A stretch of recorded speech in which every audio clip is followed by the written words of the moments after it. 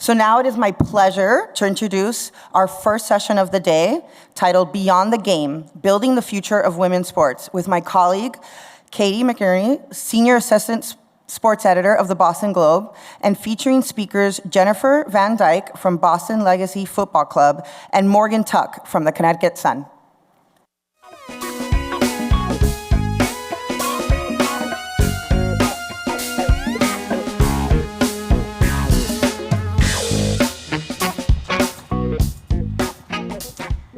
Hello, everyone. My name is Katie McInerney. I'm the Senior Assistant Sports Editor at the Boston Globe. And as many say in women's sports, what we're experiencing right now is not just a moment, it's a movement. And I have some statistics that speak to that. Women's sports is expected to be a $2.3 billion enterprise this year, according to Deloitte. ESPN reported that this year's WNBA season was its most watched ever on the network, up 5% from last year, which was already a record-breaking season. And the WNBA Finals averaged almost 1.5 million viewers per game. On the soccer side, the NWSL has seen a 22% growth year over year in its linear viewership, and it reported a whopping 27% increase in social media followers, which, of course, anyone in the media and business world knows that those millennial and Gen Z fans is something everyone's searching for. And a widely cited survey says that when it comes to women in the C-suite, 94% of them played sports, and 52% of them played sports at the collegiate level. The two women on the stage with me today are an example of that. I'd like to welcome Jen Van Dyke, president of the NWSL's Boston Legacy, and Morgan Tuck, the general manager of the WNBA's Connecticut Sun. Thanks for being here. Jen, I want to start with you. Can you tell us about your background in sports and what led you to joining the Legacy? Absolutely. Thank you for having me as well. I have been lucky enough to have multiple seats in the sports business over the last 27 years. Agencies, at the NBA league office, teams, and in entrepreneurial ventures. And my expertise really kind of has grown in three big areas in sports. One in innovation and digital content, two in revenue creation and monetization of assets in sports, and three on team culture and building high-performing teams. And really, when I was lucky enough to come to the Boston Legacy opportunity in my interview process, those three things just really lined up so perfectly in such a new entrepreneurial venture that I was lucky enough to get the job, and it was irresistible. And Morgan, a little bit about your journey. And before you start, just in case you don't brag enough, Morgan is one of only 3 college basketball players in history to win 4 national championships when she was a star at UConn. Thank you. It's funny. My coworkers never let that slide. So I appreciate the consistency. I'm glad I got it in there. But no, I'm excited to be here and thank everyone for being here. And Jen, it's great to share the stage with you too. My background is a little different, right? I played basketball. That's the theme. And I was fortunate to play at UConn, like that was mentioned. And then I got drafted to the Connecticut Sun in 2016. And played there for 4 years. I did my final season in W with the Seattle Storm in 2020 in the bubble season. During that time, I also played overseas in China and Turkey. So lots of basketball, right? That's kind of what got it started. But I had an interest in the business side, and luckily, or I guess unluckily, I have really bad knees. And who would have thought bad knees would put me in the position to come back to the Connecticut Sun? I came in on the community side. I ran our community department for a couple years, and then with smaller leagues, sometimes you're understaffed, under-resourced, and you have to wear multiple hats. And there was a really good opportunity for me to also be assistant GM. And I said, I'll take it. And I kind of did both for a couple years, assistant GM and ran community, which don't really go together, but we made it work. And then almost in a couple weeks, I'll be completing my first year as GM. So it's been quite the whirlwind and an interesting couple years, but just excited that I get to be in this position. And you're the youngest GM in WNBA history. I am, yeah. Has that been something that's sort of been intimidating, or is that a power for you, since you're so close to your playing days? Yeah, I think I try to view it as a power. I definitely think at the beginning when you walk into a room and there's other GMs and head coaches that you played against or that you really looked up to.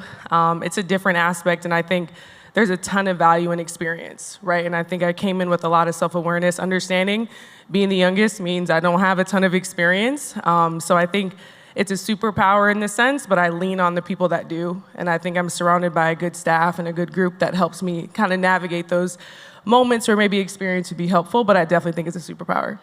And obviously the NWSL, the WNBA, everything in women's sports has been really undergoing this tremendous growth, which has offered a lot of challenges, but a lot of excitement with the money flowing in, expansion of leagues, like the Legacy coming to town next year. Revenue is up, attendance is up, seasons are longer, the stars are more famous. I wanted to ask both of you, Jen, you first, as a woman who's worked in sports and around sports for so long, what does this moment of growth sort of mean to you? What does it represent? How does it make you feel? I mean, it is nothing short of both incredibly exhilarating and validating at the same time. And I think it's important to recognize how long this process has been going on and the incredible women and men and teams and stakeholders that have been working for decades, really, but now have helped create this tipping point that is really taken off in the velocity of the ecosystem on the player side, on the team and ownership side, of course on the brand and revenue side as well, and of course driven by the fans and the incredible ability for fans and desire for fans to be out and proud about their fandom of women's sports is also part of that validation. But I think it's also exhilarating in that if you look at even when we came into the league, our expansion fee was $53 million. Less than a year after that, the next team's expansion paid $110 million. And now, in the last 2 weeks, Atlanta has just paid $165 million just to have a team. Like, that is incredibly exhilarating, the pace of that growth. When you got into sports, did you ever think that you would work for a women's sports team? I didn't, but I've always been really passionate about things that are new and innovative and entrepreneurial and sort of what's next. And to be honest, when the opportunity came to me to start to really think about seriously this summer, it just made sense. Right time, right place, right city. Yeah, I agree. Greatest sports city in the world, obviously. Morgan, you grew up playing basketball, went to the best college you could to play basketball, went to the WNBA, and then in the last 5 years, sort of lining up with when your playing career ended, we've seen it's unfathomable to think of how different a space the WNBA is in now versus where it was when you left the game.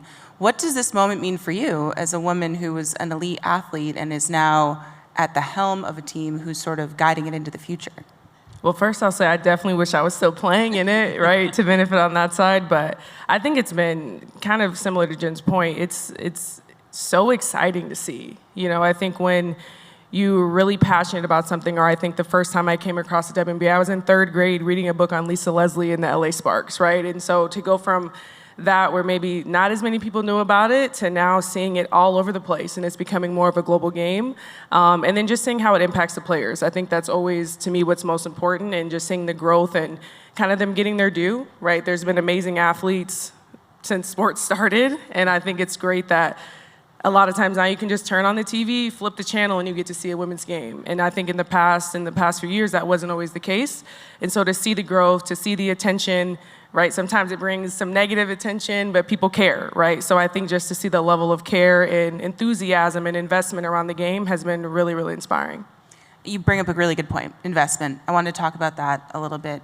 One of the things that's been sort of stunning for me as a person in media who's been really advocating for women's sports for a while is sort of this moment where it's clicked, where a lot of brands and sponsors and big name people have realized, hey, there's a lot of value in women's sports, not just as a charity where it was viewed that way for so long, or we have to have it, but because people want to watch this and people care. A lot of women really care, but half of women's sports fans are men too. It's not really about gender at all.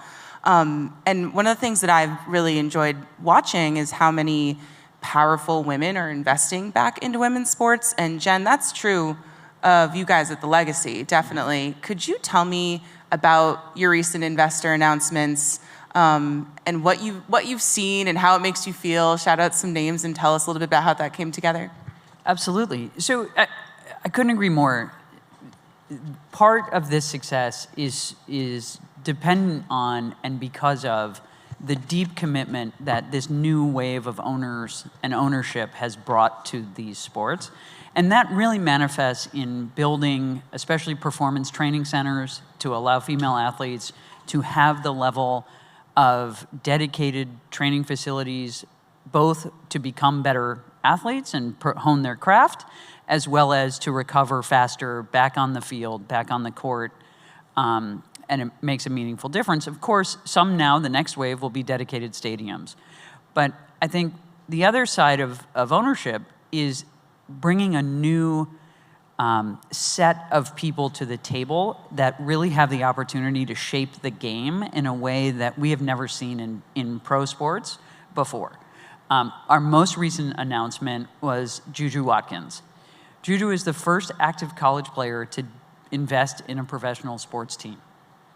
I think maybe women's team, but don't quote me on that one.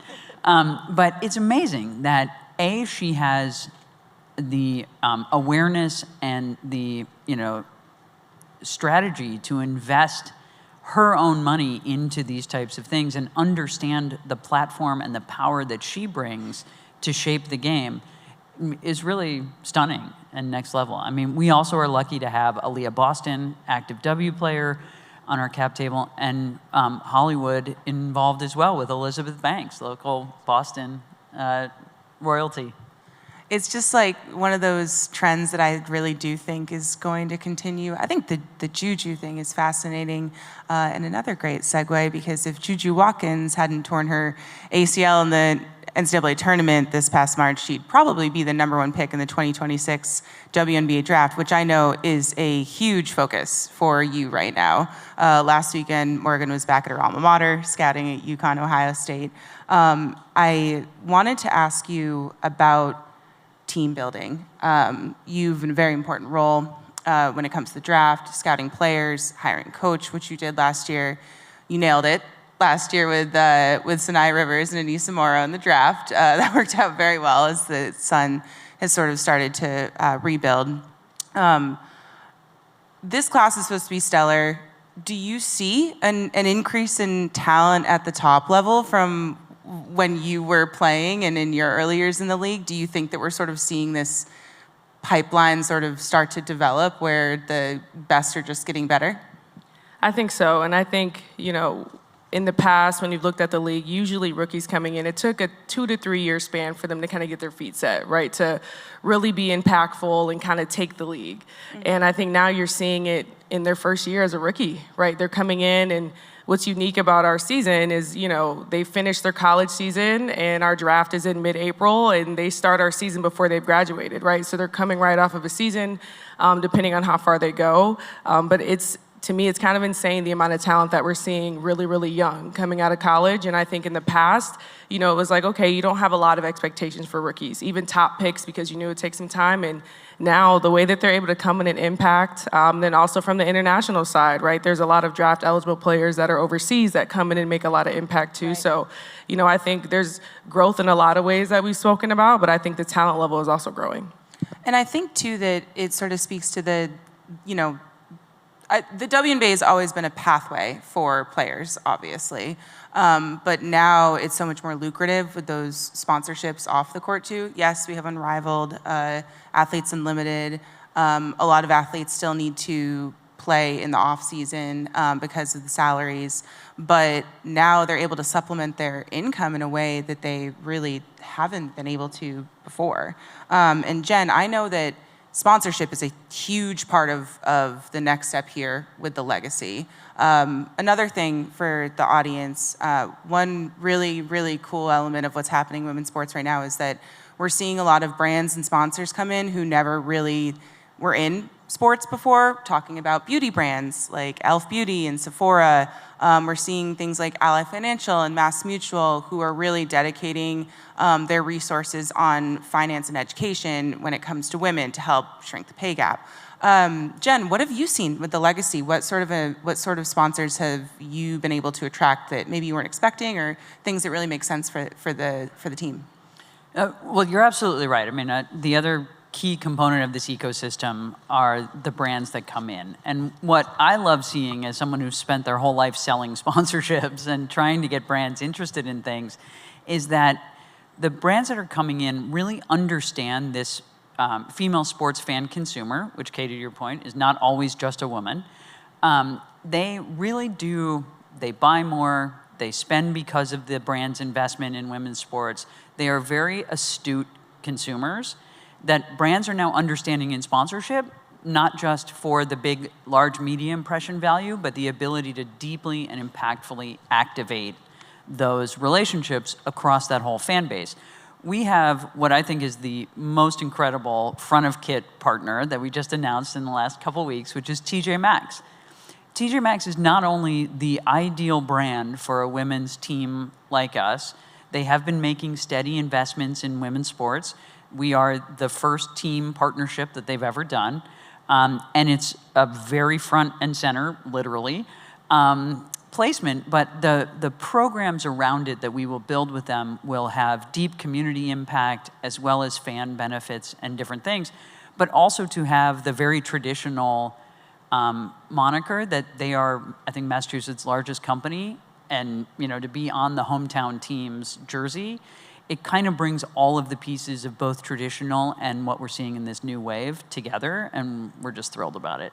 And one really interesting thing about women's sports too is that fans are so engaged in the community with the brands. There's a often cited statistic that women's sports fans are more likely to buy from a brand that sponsors a women's sports team, much more than fans of men's sports teams. And so there's so much more value, wouldn't you say? Oh, by far. And I think the number is 2 or 3 to 1 that they spend, more likely to spend. And Morgan, you spent a lot of time in Connecticut, obviously college and now professionally. Can you tell us just a little bit about the engagement from the fan base and sort of what it means when the sun shows up in the community, and how you sort of make that really direct connection with the people who are showing up, paying tickets, buying jerseys? Yeah, I think you kind of said it. I think we always want to give back to those that we're asking from, right? We want people to come, and we understand everyone can't necessarily come to a game, right? Where we're located also, there's no public transportation, right? So there's some limitations there, but I think you always want to show that, and I think what makes the WNBA, and I think women's sports in general really special, is I think we understand the big picture, right? Like, sports are great, and it's a unifier, but it's bigger than just sports, right? We have a platform, and we have an ability to impact those around us, and I think that's what makes it really special, is we try to lean into that and understanding, yes, the product that's on the court, the money that's coming in from sponsors is great, but we have to make sure that we're doing our part to pour into the communities where our players live, where our staff lives, and that we're asking to come support us. And one really cool thing about women's sports fans too is that they want that. They want teams and players to be engaged in their community, in social issues. There's no shut up and dribble when it comes to women's sports, that people want them to show up for them as people and also as athletes. Is that something you kind of experienced when you were in the league too? Yeah, I think it was kind of becoming more accepted, I would say. I think I talked about the bubble season, and that was very interesting, right? I don't know if I've seen that across the league, where as a league and as players, we dedicated a whole season to the Say Her Name campaign with Breonna Taylor, and that was something that we understood. COVID was insane, I think, for everybody. It was a very interesting year, but we felt like, okay, yes, we're playing, we're on TV the most that we had been up to that point, and so to use our platform, and I think, again, it's what makes it special, and I think sports is a unique product, and I think it can serve a lot of different avenues, and that's one that I feel very proud about and glad that we were able to do that as a unit. And I think that's obviously true here in Boston. We all know how much we love our sports teams. So I want to shift a little bit to the New England idea of it. The first thing is, if you haven't gotten a chance to go down to see the Sun, which is trying to be New England's WNBA team, you got to go. I went to Mohegan Sun Arena earlier this year. It was amazing. It was like a day game, and I couldn't believe how busy it was there on Labor Day. We're going to have the Legacy down at Gillette Stadium next year, and then at White Stadium, Franklin Park. We've got the Boston Fleet. They're playing out at Lowell, and they're also going to have games at Agganis. They open on Sunday. We have so much. We have an LPGA event on Labor Day weekend out at TPC Boston. The Women's Pro Baseball League is coming. There's a Women's Lacrosse League team. The New England has women's sports, but I still think there's an idea that it's not a women's sports town. And I want to ask each of you, what do you think New England as a whole, the people of New England need to do to help cement the city as a women's sports hub? Jen, you first. Just show up. Just come out March 14th at Gillette Stadium. Come join us for our home opener. But literally show up. And because I think there is, what we are seeing in our ticket sales already is there is a whole new segment of people that are telling us they've never bought a season ticket before to anything. They're telling us they've never come to any professional match, men's or women's. So we are bringing out a whole new segment, but I think for those of us that know and love Boston sports already and New England sports, just come out and see it for yourself. Morgan, what about you? Yeah, I totally agree. And then I would just add the investment side, right? Like to engage, right? If that's on social or it's sharing something that the team is doing so that other people get to see it and just sharing your experience. I think we always hear about, you know, oh, this is my first WNBA game and they're hooked when they come to it, but it's just giving it a chance. So I think kind of the showing up, being there at the games and then investing and engaging as much as possible will help. And I think that that's really what's changing now too. Obviously, because we will have the Legacy here, because the Fleet are here. The Sun, the last 2 summers, have played games at TD Garden, and they've been sellouts, and they have been insane. You were there too, right? I mean, can you tell us a little bit about what your impressions were of seeing the crowds there? Yeah, I think it really showed. I know we're talking about New England sports, but Boston sports, right? That fan base it was exciting, especially the first year we played the LA Sparks, right? Yeah. And hearing the Beat LA chants. It was just a really surreal moment that we all got to enjoy something maybe on a different scale than what we're used to at our normal home games. Yeah, it was amazing. And if you guys come back next year, which I hope you do, you guys got to get tickets and get them quick because it will sell out.